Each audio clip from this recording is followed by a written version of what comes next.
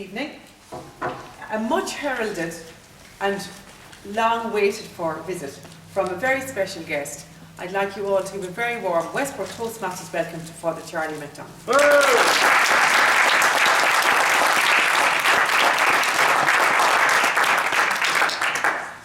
That sounds very dangerous. It's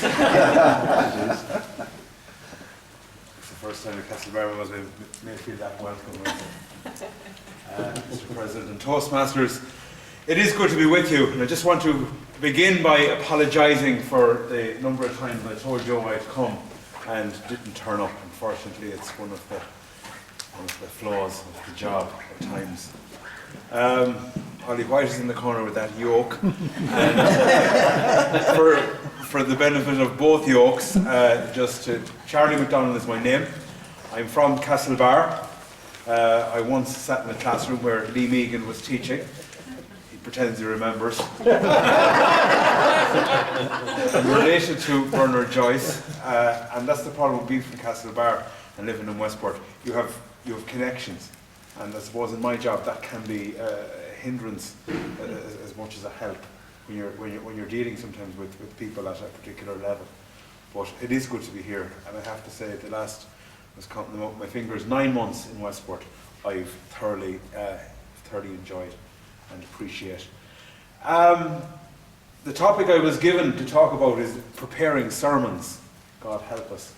I suppose, remember a number of years ago I was in the cathedral in Tuam, and the Bible, if you like, for preaching was a guy called Flor McCarthy. He's got 3 volumes, A, B and C.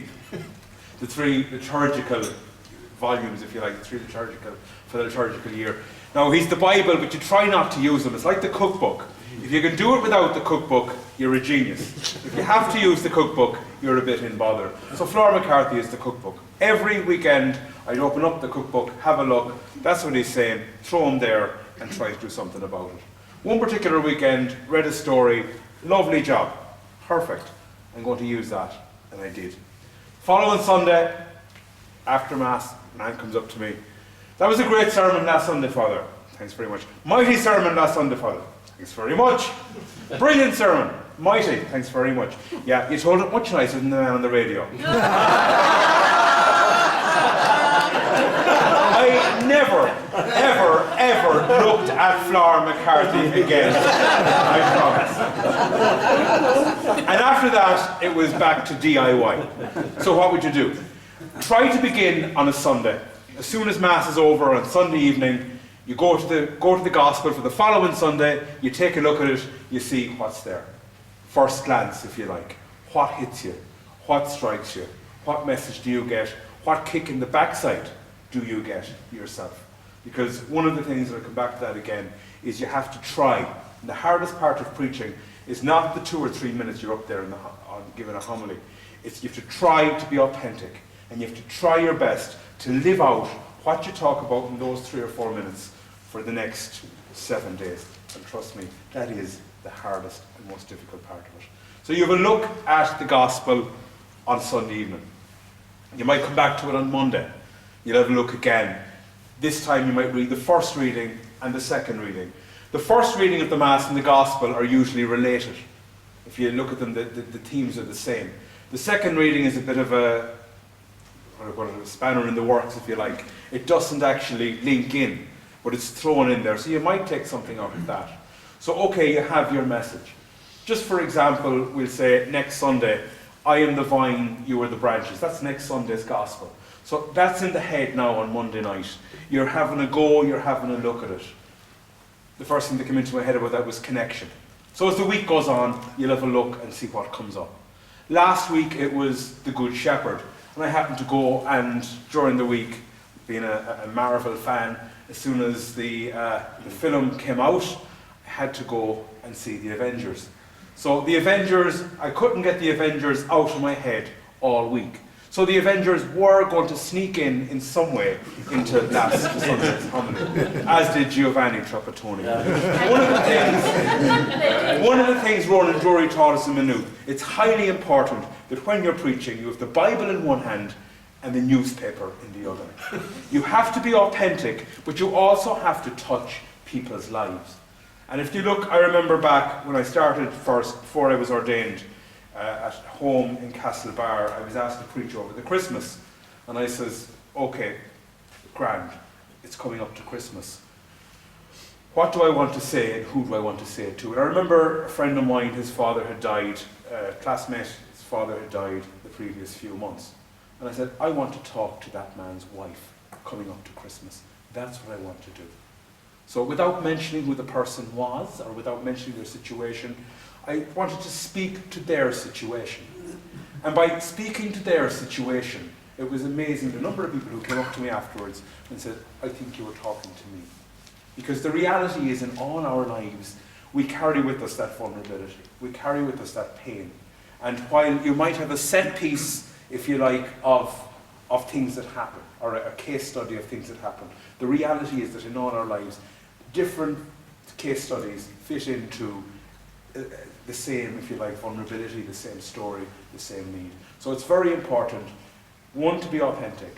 Number two, the Bible in one hand and the newspaper in the other. What's going on? What's going on in the world today? And trust me, sometimes when you're standing up in a church, it's not always easy to be commenting on what's going on in the world today, or at least what's going on in the church today. But that's part of the thing of being authentic as well, and how you live out. And that goes back to, I think, when I was a student. There was a mission on in Castlebar, and the guys given the mission, they were brilliant. They were absolutely brilliant.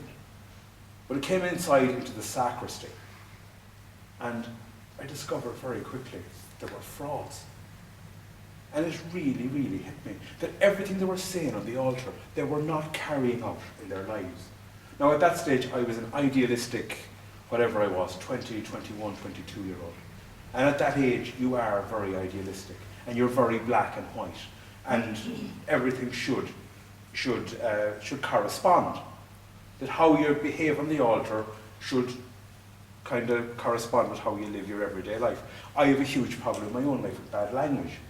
It's actually not funny, because I actually need to watch the time. You're okay. You're fine, you're fine. Am I fine? Yeah. Fine. Somebody give me a shot. Keep on. I do have a problem, and I'm not proud of it. And as a priest, it's a very bad problem to have. No, I'm serious about this. It's actually a very bad problem to have. And most of my work has, in Tuam and in Athenry, not as much here because I don't have the time, and I'm getting older. And it's like, we're coming back to the Westport Street Festival years ago, and Jeremy O'Leary singing about the oldest swinger in town. You become the oldest swinger in town. But a lot of my work was, and it still is, but mostly was, with young people, and they challenge you. They challenge you into authenticity. So that what you're saying on a Sunday has to in some way match up with how you're living for the other 6 days and however many hours are left in the week. So, okay, back to what I'm supposed to be talking about. By Wednesday, Tuesday, Wednesday, you need to have an idea of what's going on. You need to have an idea of where this thing is going on a Sunday. It helps to be mad. It actually helps to be mad. And the invention of the mobile phone was, for me, was a tremendous invention, particularly the hands-free in the car. Because now people aren't saying your man is going around talking to himself. Yeah, he's actually on the mobile. And it's all right. Because if you catch me on the Greenway or you catch me in the car, you'll see me all the time talking to myself. I hope there's no psychiatrist. You trash out what it is you're going to say. But more importantly, you can hear yourself thrashing out how you're going to say it. And it helps. And that's very important. Those of you who know me a long time would know that I was actually a very, very shy and quiet person. And I remember, I think it was Ollie one night coming out of here, the last time I was here, you know, you don't need that crack, you're all right. Sorry, it wasn't sound that offensive. But, you're there. No. I think for all of us, the reality is this kind of thing is very nerve-wracking, and it does take time, and it does take working at, and it does take a building up of steam, if you like. So by Wednesday or Thursday, I'm like a madman going around the place talking to myself. Because at that stage, I'm bringing together the things that I want to say. I'm bringing together the things that I want to, if you like, put into the homily for the Sunday. So whether it's coming back from the cinema, or coming back from a match, or something that's thrown in on Saturday morning, you take it all. The Greenway is a great invention around Westport, not just because it's moving this, but also because you're on it and you're on it on your own, and you can, I thrash it out there. If I want to roar and shout, and sometimes I do that too, and get a lot of complaints about it, I move to Caroniski. Because out in Caroniski, you want to have an awful loud voice to actually disturb anybody. So all of that actually helps. So that by Friday, by Saturday, you know what you're going to say. Now the hardest part of speaking, as most of you know then, is trying to get it down, is to tidy it up, and to try to say, actually keep it as short as possible. And sometimes, again, back to the thing earlier on of speaking to somebody, and I don't do that too much in Westport at the moment because I don't know people. And I don't do it deliberately ever so as to identify or to offend or anything like that. You know, there's a family in Shoe one time going through a particularly difficult time. It was very public, and they were friends of mine, and I wasn't even thinking of them. And they rang me afterwards and said, well, you were talking about us this evening, but we appreciate it. I said, well, I wasn't actually. But, you know, the whole thing of, you're at Mass on a Sunday, on a Saturday evening, and you spot Mickey Murphy down the side, and you know that Mickey's going through a tough time. Now, you can't go up, and this is one of the advantages of the job, you can't go up and tip Mickey on the shoulder and start pontificating to him. But maybe you can slip something into your homily that means something to Mickey. And the following Mass the next morning could be the book that Mickey's fighting with. So you might have to twist it another way to get your message into him, or whatever it is. So that's one of the beauties of not using notes. That you can actually, okay, it gets you into trouble because you come away some days and you're going, okay, I didn't say that. So what? That's kind of something, if you like, of the week, if you like, leading up to a homily. Things like this are awful because they distract you. Holy Week is a disaster because you have 4 coming together and you don't get the time. And you're going back to, gee, what would you try never to do? What did I say last year? I don't keep homilies, I don't keep notes. Because for once it's over, it's actually over. It's not necessarily a good practice not to keep notes because it can be handy. It saves me going to Flower McCarthy and getting in trouble. But it does mean that you're speaking to today, and that you're speaking to the people today. One thing that I would have written down would be a set of Stations of the Cross that I used to write every year, and they would have corresponded to what was going on at the event, the gospel and the newspaper thing, correspond to what was going on at that particular time. So I'd keep them all right, but usually I wouldn't keep notes. So that's where it's at. Feedback is always very important. It's the last thing. Feedback is always very important. When I was in Chew, I had some good friends. And the good friends aren't the people who come up and say, mighty sermon, Father. The good friends are the one who come up and say, hang on a second now. You were a bit long. You were a bit all over the place. Do you know, that was grand, but tidy it up. Or do you know, you said something there that maybe you might leave out the next time. So that sometimes, I had a friend, and she'd be much older than me, she'd listen to the radio on a Saturday evening at 7:30 Mass in Chew. And she'd listen to all the Masses. She'd go to the 10 and she'd ring me after the 12:30 and she would have seen the improvements. So I think some people are copping on to the trick. Don't go to 6:30 on that. Because you're getting shortchanged.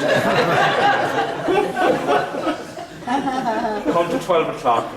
It sounds like an advertisement. Come to 12 o'clock on a Sunday because it mightn't be great, but that's as good as it gets. Father Charlie, thank you very, very much. I went to Mass, don't quote that often, but I'm going more regular now since you appeared. And I was there in September, I saw he made a speech, a fabulous sermon, I would call it a speech, a sermon. And I met him afterwards and said, Father, maybe you might come along to Toastmasters. And what I meant was to join us and to come in and, you know, could learn from us. I didn't expect him to come in tonight and start standing up here for 15 minutes thinking he owned the place. So he got that bit wrong. But anyway, thank you very much, Father Charlie. You were absolutely excellent. And I know you're a very busy man, and in all fairness, and thank you very much. And everybody here, I think, really enjoyed it. I certainly did. And I will be going to Mass more regular, as there are a lot of people. And you said you like feedback, you're bringing the youth back. You really are bringing the youth back. That's me included. And you're a great man. That's all I can say. You're a great man, and you're in touch. And this is a great. I finish off with my words of wisdom because I've written a sermon myself, Father, and this is especially for you.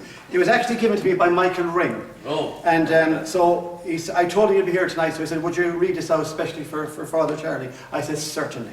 Now, this is how it goes. A priest was being honoured at his retirement dinner after 25 years in the parish. A leading local politician and member of the congregation, probably Michael Ring, was chosen to make the presentation and to give a little speech at the dinner. However, since the politician was delayed, the priest decided to say his own few words while they waited. I got my first impression of the parish from the first confession I heard here. I thought I had been assigned to a terrible place. The very first person who entered my confessional told me he had stolen a television set and when questioned by the police was able to lie his way out of it. He had stolen money from his parents, embezzled from his employer, had an affair with his boss's wife, taken illegal drugs and gave his sister a slap. But as the days went on, I learned that all my people were not like that at all. I had indeed come to a fine place, fine parish, full of good, loving, decent people. Just as the priest finished his talk, the politician arrived full of apologies at being late. He immediately began to make the presentation and give his talk. I'll never forget the first day our parish priest arrived, said the politician. In fact, I had the honour of being the first person to